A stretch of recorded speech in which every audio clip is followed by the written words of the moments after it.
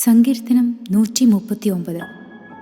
യഹോവേ, നീ എന്നെ ശോധന ചെയ്ത് അറിഞ്ഞിരിക്കുന്നു. ഞാൻ ഇരിക്കുന്നതും എഴുന്നേൽക്കുന്നതും നീ അറിയുന്നു. എൻ്റെ നിരൂപണം നീ ദൂരത്തു നിന്ന് ഗ്രഹിക്കുന്നു. എൻ്റെ നടപ്പും കിടപ്പും നീ ശോധന ചെയ്യുന്നു. എൻ്റെ വഴികളൊക്കെയും നിനക്ക് മനസ്സിലായിരിക്കുന്നു. യഹോവേ, നീ മുഴുവനും അറിയാതെ ഒരു വാക്കും എൻ്റെ നാവിന്മേലില്ല. നീ മുമ്പും പിമ്പും എന്നെ അടച്ച് നിന്റെ കൈ എൻ്റെ മേൽ വെച്ചിരിക്കുന്നു. ഈ പരിജ്ഞാനം എനിക്ക് അത്യത്ഭുതമാകുന്നു. അതെനിക്ക് ഗ്രഹിച്ചുകൂടാതെ വണ്ണം ഉന്നതമായിരിക്കുന്നു. നിന്റെ ആത്മാവിനെ ഒളിച്ച് ഞാൻ എവിടേക്ക് പോകും? തിരുസന്നിധി വിട്ട് ഞാൻ എവിടേക്ക് ഓടും? ഞാൻ സ്വർഗത്തിൽ കയറിയാൽ നീ അവിടെയുണ്ട്.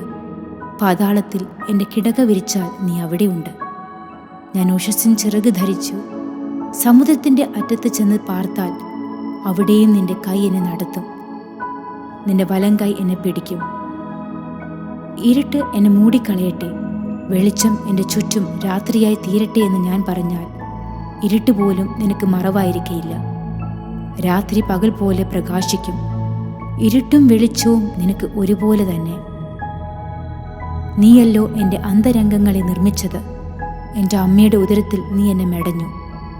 ഭയങ്കരവും അതിശയവുമായി എന്നെ സൃഷ്ടിച്ചിരിക്കാൻ ഞാൻ നിനക്ക് സ്തോത്രം ചെയ്യുന്നു.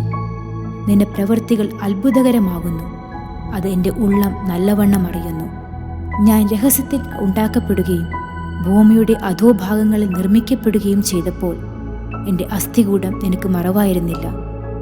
ഞാൻ പിണ്ടാകാരമായിരുന്നപ്പോൾ നിന്റെ കണ്ണ് എന്നെ കണ്ടു.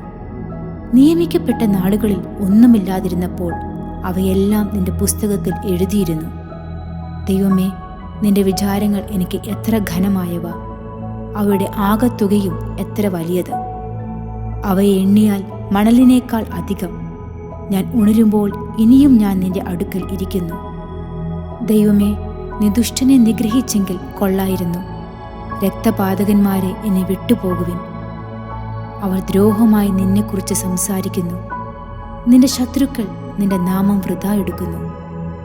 യഹോവേ, നിന്നെ പകയ്ക്കുന്നവരെ ഞാൻ പകയ്ക്കേണ്ടതല്ലയോ? നിന്നോട് എതിർത്ത് നിൽക്കുന്നവരെ ഞാൻ വെറുക്കേണ്ടതല്ലയോ?